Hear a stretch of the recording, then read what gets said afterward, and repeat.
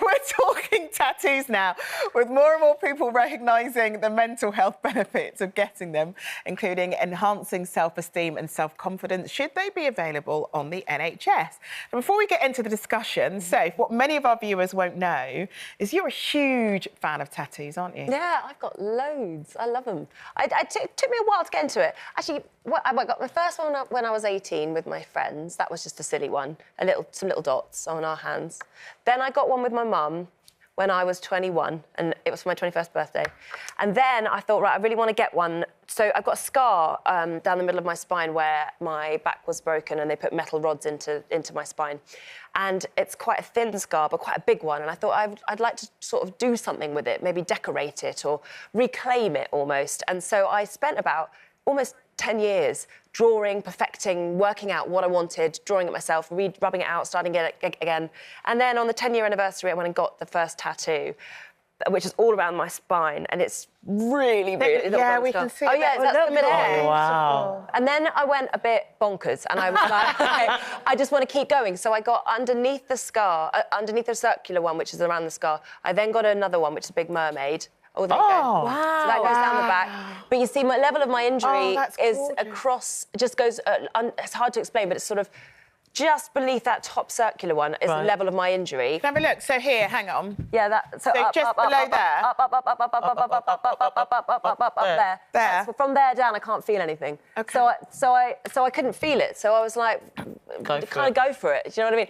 And then so the tattoo artist just did all of that. And then I was like, oh, I want another one. So I got some more on my leg. I went down around the side. I got a big Frida Kahlo, who's my favourite painter. I got her on my leg.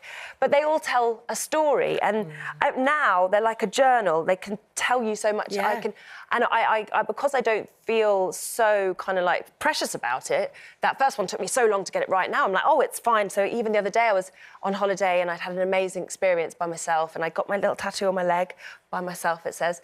And I'm going to get more and more and more. But I'm reflecting on this subject about whether it should be something that, you know, the NHS provide. I wouldn't say that I agree that the NHS should provide it necessarily, but I do think that you should recognise the mental health benefits, because certainly for someone like me who I'm paralysed from here down, and I can't do anything with my body in the sense that I can't perfect it. I can't work out and tone it. I can't really do much with it. So I kind of decorate it. And I feel it's like art. And I love looking at the flowers on my legs. And, you know, it's a way of kind of falling back in love with your body again once it's changed. And I know that's the same for people who've had... Well, you've got your own version, Well, yeah, your own story. when I had my mastectomy, the first thing that I thought in my head, I want to get a tattoo of my areola so that I felt like it was normal, or, you know, I was hiding what had happened to me. And I haven't had it done yet, but I did, the NHS, they did offer the service, and 3 times I went through the process and it's never taken. What do you mean it's never taken? The tattoo's just rubbed off. It's just, you know, because I think it's a different ink that's used. So in order to, it's a specialist ink that you have to use if you're having it on your breast. And do you think that will change? Is there anything about yourself you think that would change emotionally if you had it done? I think, well, it's been like 4 or 5 years now, so I'm kind of getting used to it, but I was so adamant that I wanted it. I wanted to...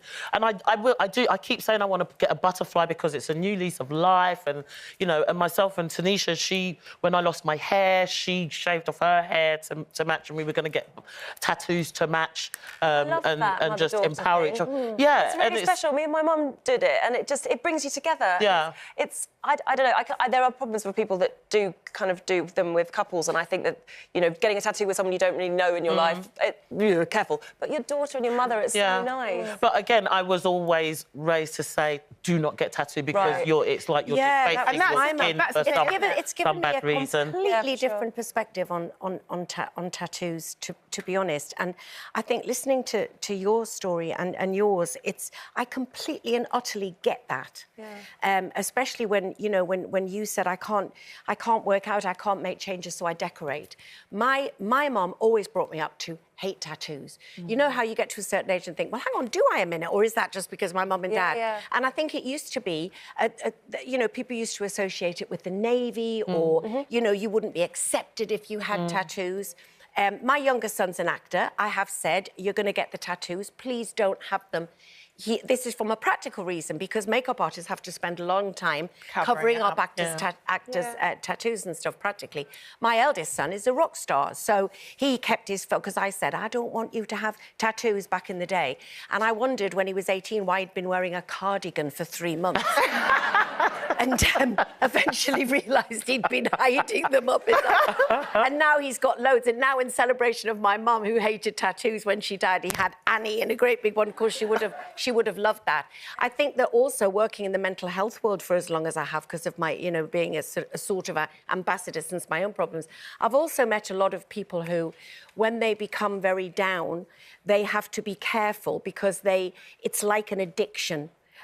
You know, not in a self-harm. Tattoos are addiction. Tattoos are an addiction that they reach out for in times of desperation as well, and sometimes they've regretted it. I think with what you're doing and making a conscious decision to tell a story is absolutely beautiful. And that's a wonderful thing. I think people can sniff and turn their nose up at tattoos, but each tattoo and each body that has a tattoo tells an incredible story. Yeah. Do you have stories? I don't have any, because I would have to be very mindful of work and stuff like that in terms of have tattoos. But I like listening to your story and looking at them today on your back. It's just beautiful to listen to stories. To me. Thank you.